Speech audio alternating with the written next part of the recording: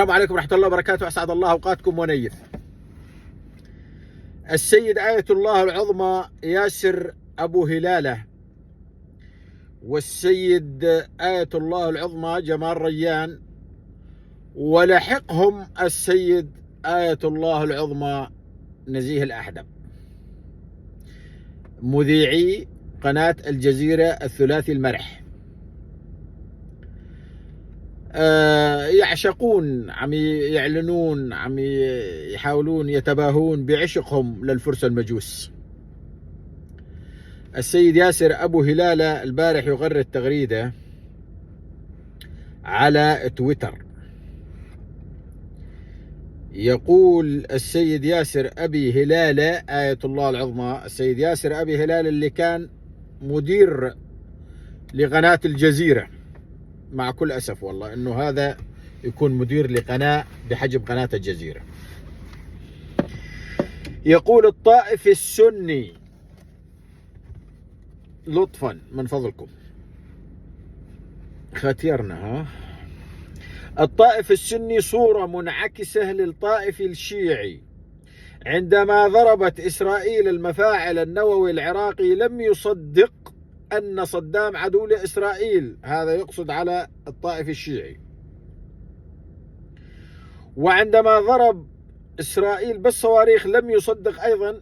وعندما أعدم وهتف لفلسطين عندما أعدم وهتف لفلسطين وزعوا الحلويات ابتهاجا بقتله، وهم يلطمون على قتل الصدريين ومجازر الجنوب والأنفال. والأكراد السنة لم يختلفوا عنهم. اليوم يواصل الطائف السني اللطم على ما فعلته إيران في العراق وسوريا واليمن، ولا يشعرون بالحزن وهم يشاهدون زهر الشباب الشيعة يقتلون بقصف الطيران الإسرائيلي، ومنهم من يحتفل بقتلهم ويهنأ مستشهدا بصورة له في سوريا. وهذا موقف من أيام حرب تموز الطائفي، لم يغادر معركة الجمل وصفين، والتاريخ متوقف عنده ولا يرى غزة ولا غيرها. الطائفية أقوى سلاح بيد الصهاينة. هذه تغريدة آية الله العظمى السيد ياسر أبي هلالة. ياسر أبو هلالة، أولا احنا مسألتنا مي مسألة طائفية، احنا الأمة، نحن الأمة يا ياسر أبي هلالة، نحن أولا الأمة لسنا طائفيين.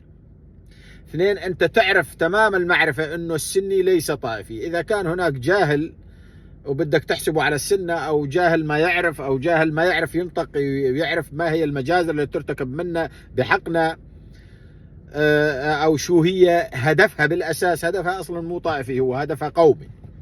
الفرس قومية وليسوا طائفة. الفرس لا ينتمون لا للإسلام الشيعة ولا للإسلام السنة. الفرس قومية عرقية، ليسوا ديانة لا شيعية، ولكنهم للأسف يمتطون شيعة العرب بشعارات. أولا نحن الأمة يا ياسر أبي هلالة، لسنا طائفة.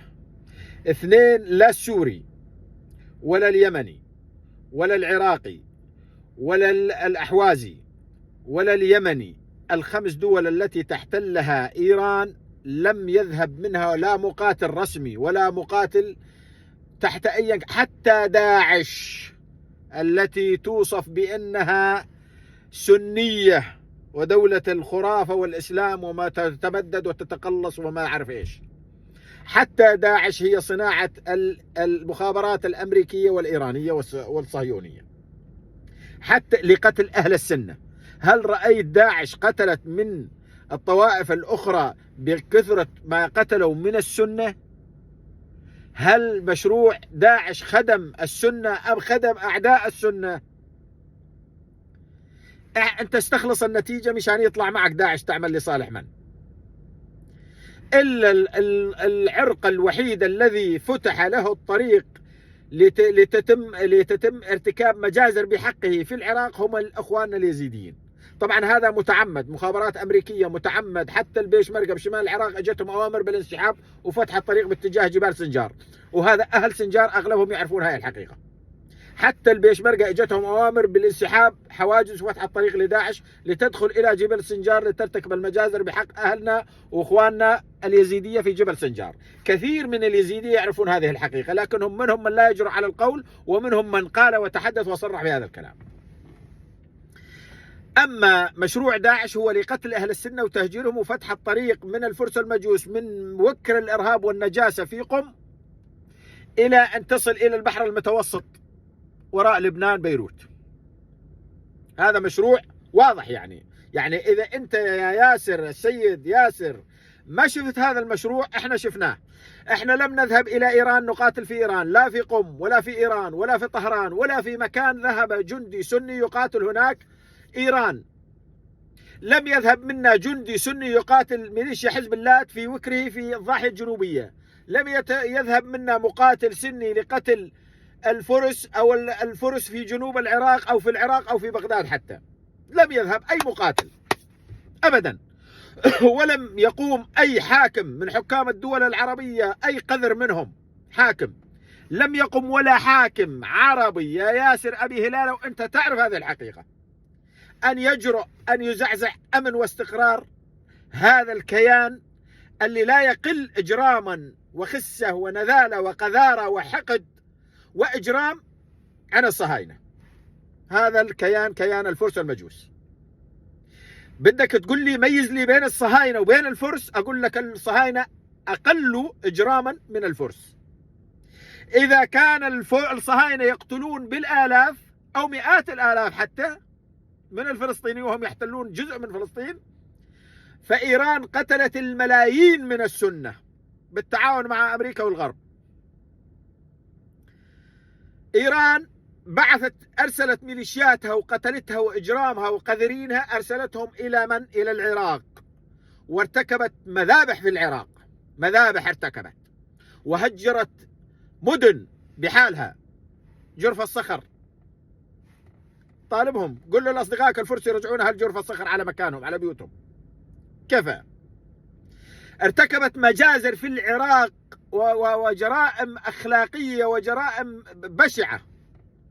ما شفنا صوتك والله، كنت تتعاطف أنت زمانك، كنت تمجد داعش تغريداتك على تويتر. اليوم صرت أنت ضد السني لأنه بدك تسكتنا حتى دفاع عن أنفسنا، ما بدك ندافع عن أنفسنا. المجرم اللي جايني من جنوب لبنان يقتلني في سوريا، وأنا عندي صورة له وهو يقاتل في سوريا، لما قتلته إسرائيل في جنوب لبنان أنا ما يصير أطلع صورته وأقول هذا المجرم كان يقاتل في سوريا. هيك أنت تريد أنه ما يصير نقول والله هذا المجرم اللي قتلته إسرائيل نال جزاءه من الله، اللي قتل في سوريا المجرمين هاي صورته. ما يصير، إحنا ما يصير نحكي هذا الكلام، وهيك بدك نبكي نحزن عليه يعني، لأنه كان يقتلنا بسوريا ويغتصب حرائرنا السوريات يلي حذائهن أشرف منك ومن جنسك. اليوم إيران تهدد كيان دولتك، بلدك الأصلي الأردن. تعرف بلدك ولا نسيت؟ اليوم الأردن مهدد من إيران ومن ميليشيات إيران. لم نقل الشيعة، الميليشيات الشيعة، نقول الميليشيات الإيرانية، ونحن نعرف ماذا نقول وأنت تفهم ماذا نقول. إيران ليسوا دين، لا شيعة ولا سنة. إيران فرس، قومية عرقية فارسية، يكرهون العرب ويكرهون المسلمين في كل مكان. هذا يعني عجزنا وإحنا نحكي يا سيد ياسر أبي هلالة. إيران هي التي جاءت إلينا لتقتلنا، وميليشيا حزب الله جاء إلينا ليقتلنا. أنت يعني إذا كنت غبي إلى هذا المستوى الضحل وتفكيرك هذا المستوى، إنه والله اللي يقتل السوريين والعراقيين والأحوازيين واليمنيين واللبنانيين اللي يقتلهم يريد يروح يحرر فلسطين، يقتلهم مش يروح يحرر فلسطين، معناته أنت حتى البهيمة أشرف منك. أنت لو عندك شرف وذرة كرامة أنت ما تمجد الفرس ولا تمجد فطائسهم، وإحنا نفرح بفطائسهم كلهم، ونفرح فيك إذا تفطس معاهم لأنك كلب من كلابهم.